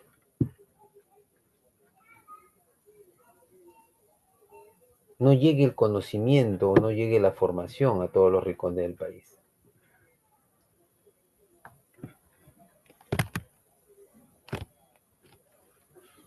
Para promover la carrera pública meritocrática descentralizada, primero tienes que preparar a tu gente. Se trata de elevar los niveles de mérito, no bajarlos para que otros postulen. Sin ánimos de poner aquí un tema de discusión respecto del género, hay quienes hablan de igualdad de género y hablan de que las mujeres debieran darle tantas oportunidades como a los hombres. No hablo por el Perú. Hay países en donde las vallas para poder rendir exámenes de evaluación han sido reducidos el nivel de exigencia para que las mujeres puedan entrar. No hablo ni siquiera de vallas intelectuales, sino hablo de el orden físico en donde claramente el macho de la especie humana, el género masculino, por lo general es más fuerte que el femenino. Y hay actividades en las que no puedes tú permitir, no te puedes permitir que entre alguien porque le bajaste la valla, si no es el más capaz. Yo no puedo bajarle la valla a un médico si en sus manos está la vida de una persona. No puedo bajarle la valla a un policía, no puedo bajarle la valla a un bombero, porque de su fuerza nos tenemos que valer para poder salvar vidas. Entonces, cuando hablamos de mérito e ir al Perú profundo, ese Perú que no cuenta con acceso a la información y al conocimiento, al que le limitan, que le restringen, debes empezar a migrar a los profesionales, a levantar la valla para que ese mérito sea alto, no bajar la valla para que todos puedan acceder a un mejor recurso económico, a mejores comodidades o a mejores beneficios. Y efectivamente hay que reforzar los mecanismos de control, de transparencia y rendición de cuentas.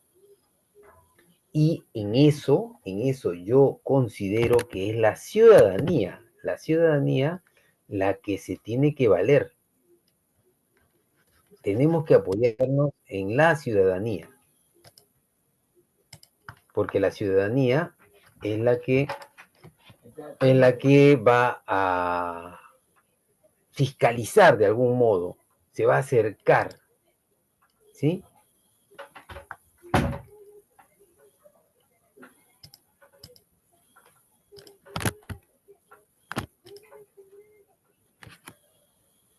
Dentro de los desafíos fiscales y de financiamiento es necesario revisar el sistema de distribución de los recursos y hay que proteger la mayor autonomía fiscal para las regiones y los municipios con responsabilidad en resultados, ¿sí? Ese personal tecnificado, capacitado, tiene que estar entrenado también para fiscalizar. Para fiscalizar no se trata solamente de obtener y acceder a la información. Para fiscalizar tienes que conocer, tienes que saber de los instrumentos que te permiten hacer una buena fiscalización y una buena búsqueda. Mi hermano, que ya se retiró de la policía, ha trabajado en anticorrupción. Y ahora él nunca me habló de su trabajo, siempre fue un excelente policía y profesional. Su trabajo como policía, él nunca lo comentaba fuera en la familia. En la familia hablábamos de cualquier cosa menos del trabajo que él hacía, porque muchas de las investigaciones que él ha hecho han sido muy, muy delicadas y de carácter reservado. Pero ahora que ya está fuera de la policía, no habla de los casos en específico, pero sí nos comenta mucho de los procedimientos o las formas de cómo identificar a un corrupto, cómo darse cuenta cuando alguien está cometiendo actos de corrupción y cómo coger los elementos necesarios para, como se dice, meter el dedo en la llaga. Tienes que mirar, y él trabajaba mucho con normas, ¿no? Con reglas, me decía. Procedimiento, señores, la Policía Nacional de nuestro país es una policía que tiene una cantidad de gente técnica, ¿ya? Acá Hilder dice que nuestros policías son pequeños. No sé si te refieres pequeños, Hilder, a su complexión física o hablas de pequeños en su formación. Yo hablo, uno, porque lo quiero mucho a mi hermano y porque es un hombre limpio y honesto. Mi madre, mi padre nunca le hubiesen permitido cometer un acto de corrupción, nunca hubiese sido admitido. Él no tiene signos exteriores de riqueza, él ha vivido de su sueldo, mantiene a su familia ahora con su pensión. Y lo que nos cuenta, a mí me hace admirar mucho nuestra institución policial. Hay una calidad y una capacidad técnica sorprendente. Lamentablemente, hay un gran grupo que mi hermano mismo me dice, lamentablemente yo he tenido que meter a la cárcel a colegas, porque dentro de la policía hay mucha corrupción y él ha sabido cómo identificarlos rápidamente, cómo poner las pruebas sobre la mesa, evidenciar el acto de corrupción y tener que procesarlos y meterlos presos. Él mismo ha capturado, él siendo subalterno, no era de la plana mayor, él era subalterno, siendo subalterno, alcanzó un grado de formación técnica muy bueno que a generales ha metido preso. Y yo le preguntaba, pero ¿cómo lo lograbas? porque es general, es tu jefe. ¿Cómo lo lograbas? Y él me decía, lo que pasa es que tú sigues un protocolo. Y ese general pierde inmediatamente cometido el delito, pierde todo su autoridad y sus beneficios. Y es un ciudadano más. Y en ese instante es degradado y simplemente es tomado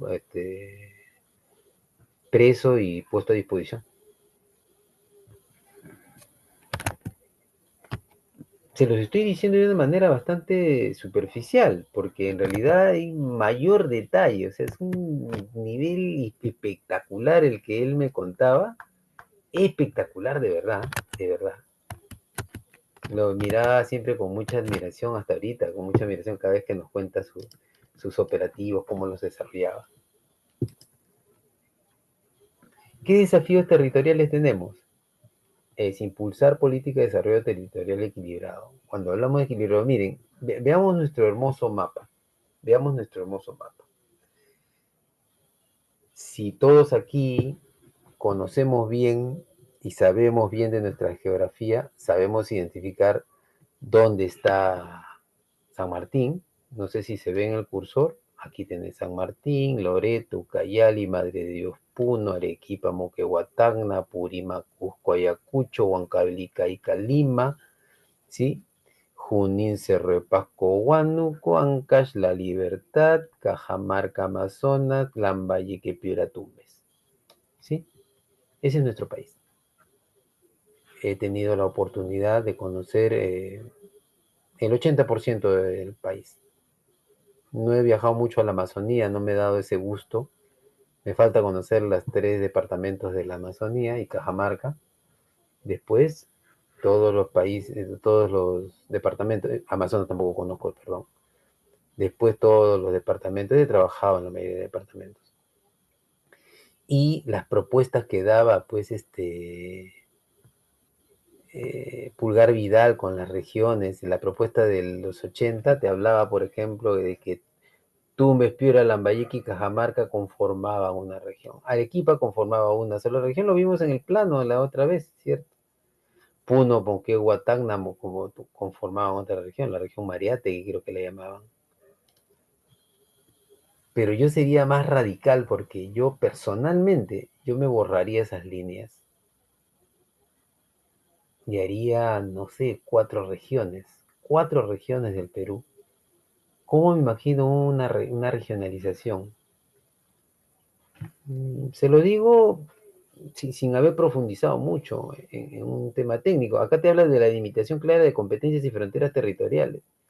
Pero para mí, Tumbes, Piura, Lambayeque, Cajamarca, Amazonas, San Martín y Loreto, para mí conforman una sola región. Y hay que esforzarnos por generar los canales de comunicación a Iquitos. Iquitos está por acá todavía, por el centro de Loreto. Y hay que ver la manera de cómo llegamos desde Tarapoto a Yurimagua y Yurimagua a Iquitos. Pero todo esto para mí pertenece a una región, ¿sí? Como también La Libertad, Ancash, Huánuco, Ucayali y Cerro de Pasco. Lima es todo un caso, pero puede tranquilamente corresponder a una región. Está articulada Lima con Junín y con Ucayali. Acá tienes claramente una conformación, todo en donde Lima entra, quizás Lima regiones, ¿no? Lima regiones. Pero Ica, Huancavelica y Ayacucho, Apurímac, Cusco y Madre de Dios también conforman otro corredor, otra región. Estamos hablando que abarcas de la costa, Yunga, Quechua, Suni, Janca, Jalca, Omagua, Rupa. Tienes Arequipa, Moquegua, Tacna y Puno. Pero como les digo, yo rompería esas líneas fronterizas y le daría, como en el antiguo imperio inca hicieron, pan para todos. Te doy de la costa, te doy de los Andes y te doy de la Amazonía, para que puedas producir, generar riqueza sobre la base de ello. No sé ustedes cómo se lo imaginan. ¿Cómo se imaginan al Perú? ¿Qué regiones con qué regiones debieran estar unidas? ¿Qué piensan? ¿Qué opinan?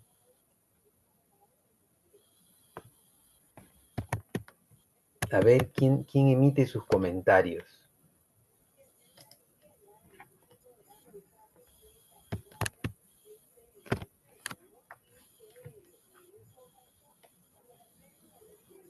No los leo. Poca participación.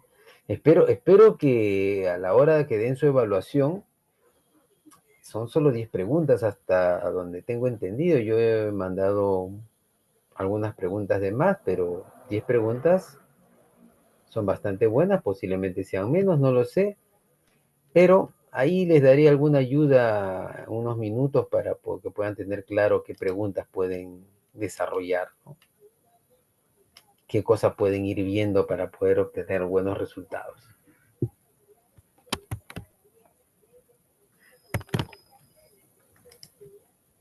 Ya esta es nuestra última lámina, mirando hacia el futuro con esperanza. ¿Qué perspectiva de mejora tenemos? Reformar nuestro marco normativo para redefinir competencias, evaluar funciones municipales, es una mejora necesaria, ¿sí? Como ustedes saben, yo trabajo en el Ministerio de Justicia, les había comentado. Yo soy coordinador de gestión documental. Y algo que he aprendido en la administración pública es que nada debe quedar hecho solo de palabra. Todo debe estar muy bien sustentado. Muy bien sustentado.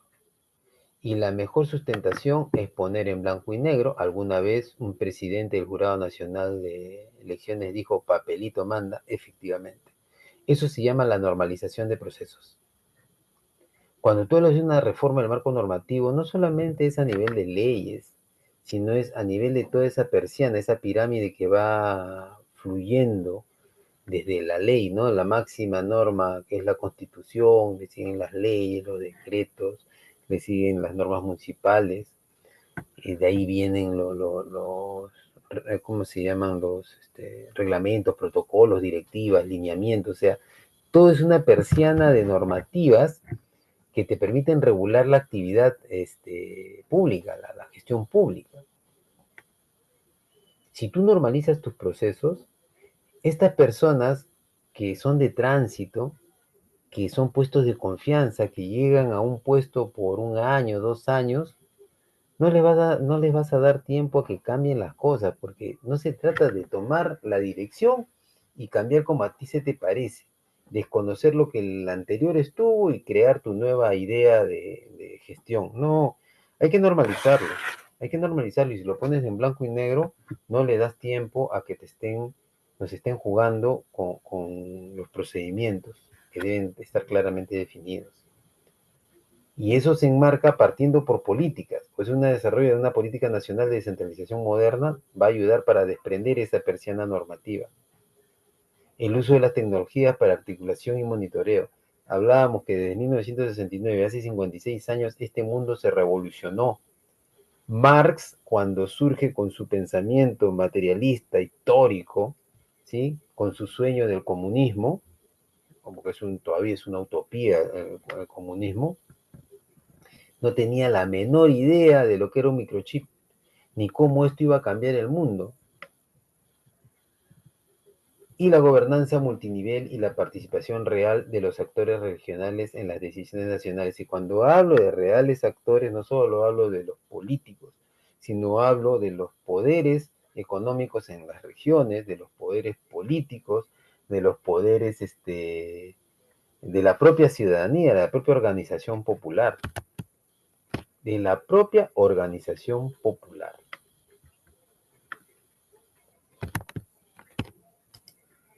Bien, hasta aquí hemos desarrollado la cuarta sesión, que tenía como objetivos analizar los avances y limitaciones del proceso de descentralización. Lo hemos conversado, lo hemos hablado un poco, y reflexionar sobre los retos estructurales, institucionales y territoriales que enfrenta la descentralización, así como esas perspectivas de mejora. ¿Sí? Ahora, les viene un examen. ¿Qué preguntas tienen ustedes para responder? A ver, ¿Qué preguntas fluyen desde ustedes que creen que va a estar en el examen?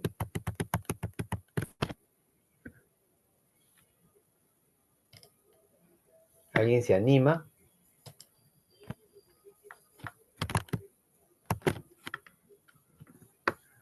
a comentar? Acabamos de terminar ya de hablar de los contenidos del sílabo. Ahí está. Augusto tiene una pregunta. Por favor, Augusto, si deseas, coges el micrófono.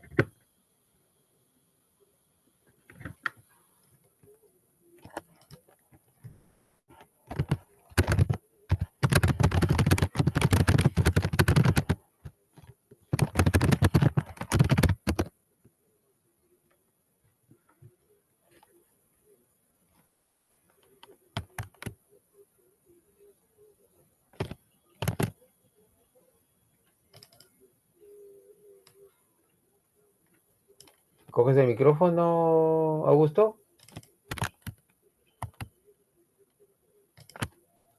Buenas noches.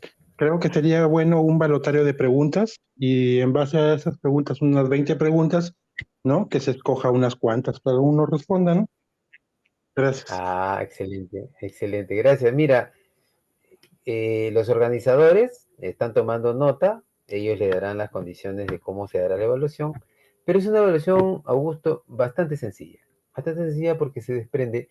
Yo soy una persona bien clara, yo por lo general no sorprendo con preguntas, yo le he planteado preguntas que se desprenden de lo mismo que hemos trabajado. Perdón, mira, no había leído. Genaro nos pregunta cómo se financian los gobiernos locales, ¿sí? Hay diferentes fuentes de financiamiento, Genaro. O sea, hay transferencia del Estado, los propios recursos, los préstamos, ¿sí? Y recuerda que hablamos un poco de la distribución de lo recaudado por el IGB y por allí inclusive hasta nos aclararon cuál es la denominación de ese 2% que ahora se va a convertir en 4%, que es el Foncomún, ¿no? Estas son las principales fuentes de financiamiento para los gobiernos locales, ¿no? Y súmale a ello el canon y el sobrecanon, ¿no? Esto ayuda a que tengan recursos las municipalidades. Ustedes saben que el canon se desprende justamente de las riquezas que la región te pueda dar, ¿no? Puede ser riqueza petrolera, riqueza minera, riqueza pesquera,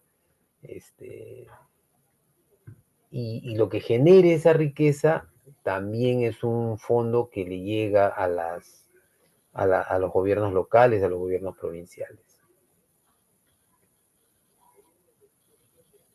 Una pregunta que de hecho se les va a plantear y se les va a formular está relacionado con los niveles de gobierno. Repasen esa parte, es muy sencilla. Se les va a preguntar también sobre los principios de las leyes que hemos trabajado. En principal hemos trabajado 3 leyes, ¿no? Hasta 4 leyes, perdón, en la ley de ordenamiento territorial, por ejemplo, ¿no? Denle una revisión a los principios de las leyes, ¿sí? Se les va a preguntar sobre ese famoso ciclo de las políticas públicas, ¿no? ¿Cómo se implementa una política pública? ¿Cómo se desarrolla? Eso es una pregunta de cajón que le hemos compartido, le hemos conversado aquí, ¿no? Y de esta última evaluación o de esta última presentación, vamos a hablar un poco de cómo se dieron la descentralización, ¿no? Mira, ve, Mechita ya nos está respondiendo de entrada nomás, al toque, ¿no? Dice, yo ya me sé las respuestas, te dice Mechita, ¿no? Silvia dice otra pregunta. Puntaje para los que hemos intervenido. Las asistencias, el equipo organizador ha ido tomando asistencia de ustedes.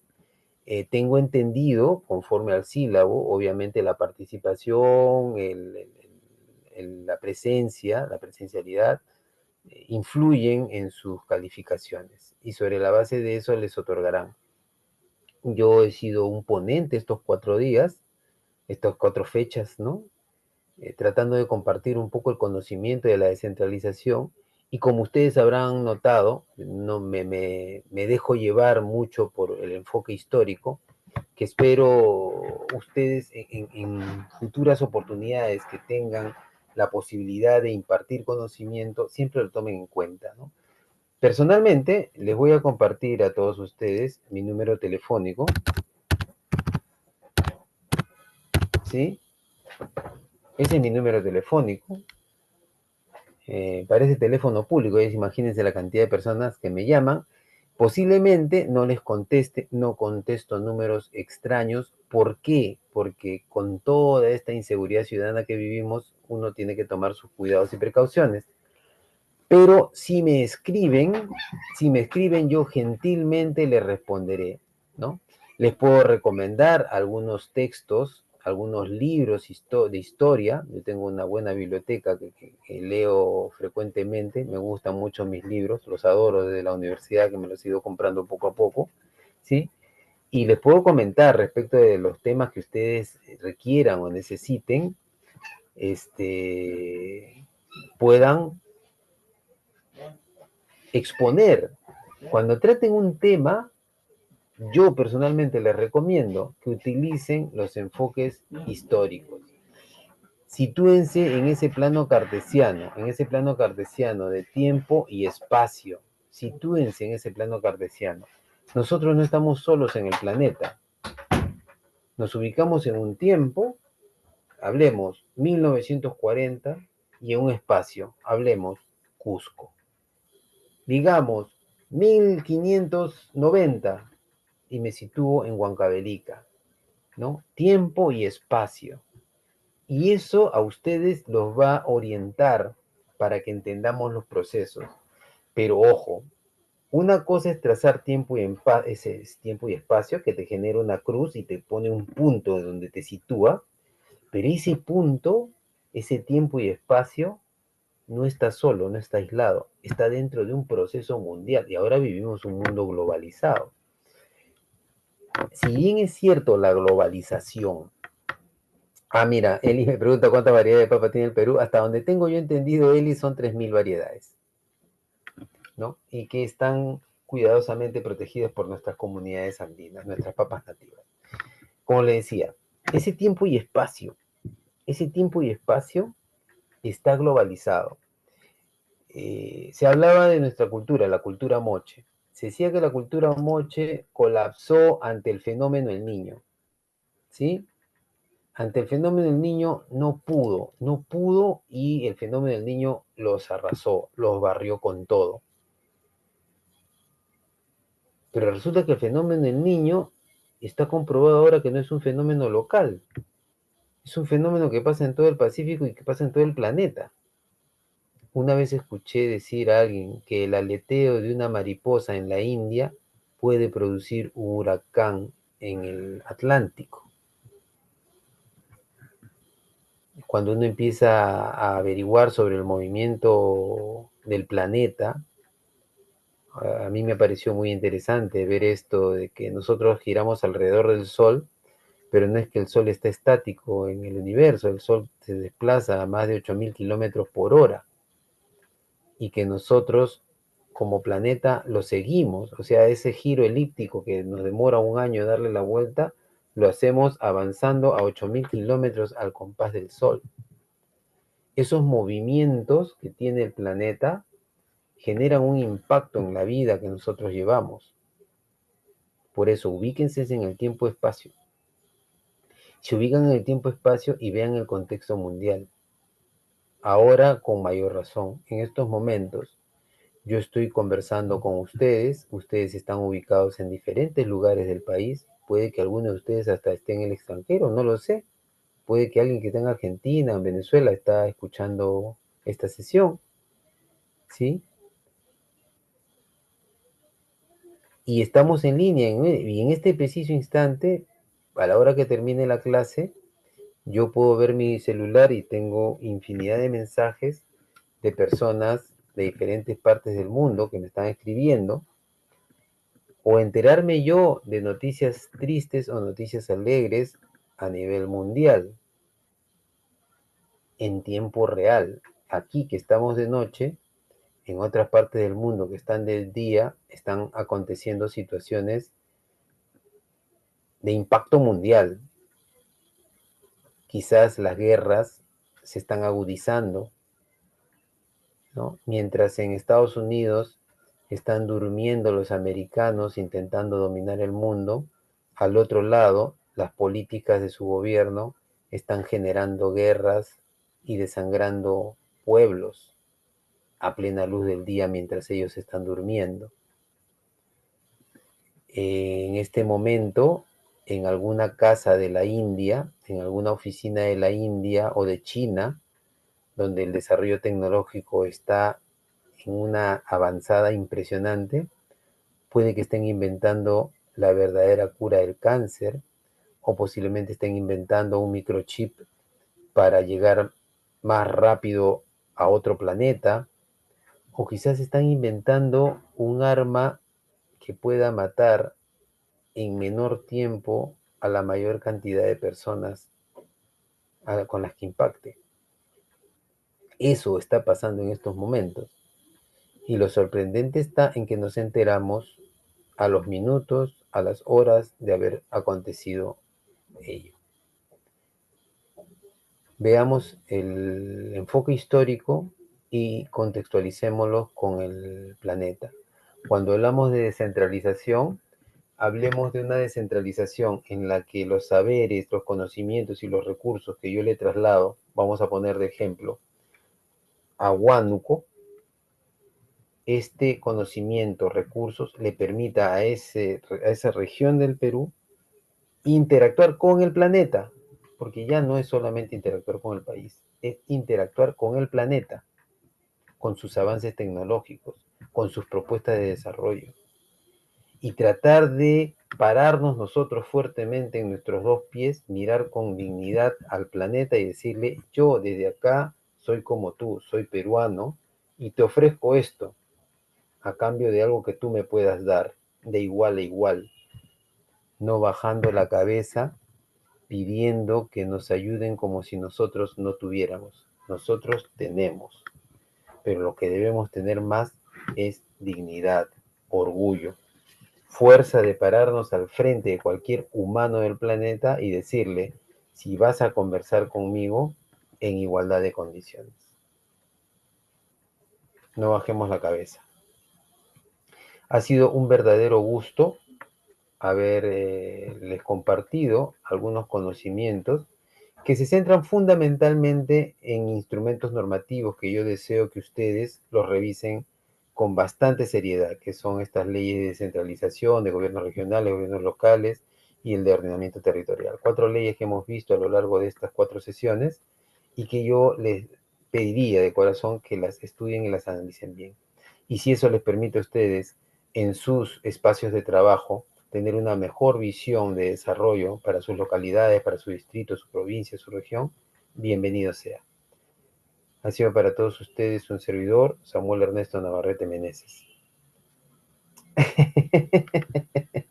No, Augusto, eso no va a pasar y te lo puedo asegurar, ¿sí? Mechita me agradece, sí, Tati también. Yo de verdad a ustedes por tener la paciencia de escucharme. Les he compartido mi número telefónico porque yo con todo gusto les voy a responder sus mensajes. Si tienen alguna duda, con todo gusto les responderé y a su servicio en cualquier momento a través de nuestro equipo de EduRed. Ustedes pueden contactar conmigo, pueden coordinar con los organizadores de este curso para poder compartirles mayores conocimientos en lo que ustedes consideren necesario seguir aprendiendo. También aprovecho para agradecer a todo el equipo de EduRed, siempre tan serviciales conmigo, tan atentos, y que a todos ustedes les van a brindar, ¿sí?, la información necesaria para su trabajo. Augusto me pide el número nuevamente, lo vuelvo a escribir. Y si no lo lograron apuntar, por favor, a través de EduRed, que es un equipo muy bueno de trabajo, se van a poder contactar también conmigo. Será hasta una próxima oportunidad. Dios los bendiga y nos dé mucha fuerza para seguir adelante. Muchas gracias. Buenas noches a todos. Gracias, profesor, y a todos los participantes. Como parte final del curso, estamos programando una evaluación, la misma que será enviada por el grupo de WhatsApp. Ahora, para finalizar, les pido por favor que prendan todas sus cámaras para hacer una captura como cierre de curso. Por favor, participantes. Para ser honesto, tengo algo de sed, pero un poco de deshidratación y un caso severo de insolación no impedirá que dé lo mejor de mí. Estoy seguro. Tu cara, cualquier te hagan en la lista. ¿Ya me entiendes? Está pituta que son mismo. ¿Podría repetir, por favor? ¿Está bien? Sí, les No pido se que escucha. que prendan su cámara un minutito para poder tomar una captura, ¿sí? Como cierre del curso para poder... Por favor, enciendan todos sus cámaras y exhiban su mejor sonrisa, por favor.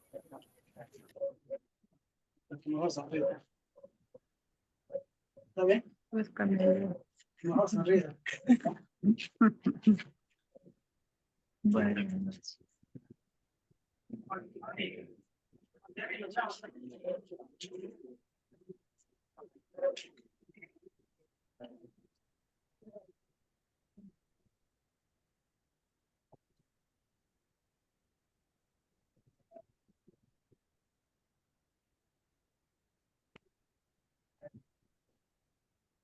Listo. Bien. Gracias a todos. El detalle lo estaré compartiendo por el grupo. Saludos a todos. Buenas noches. Buenas noches. Buenas noches, muchas gracias. Buenas noches.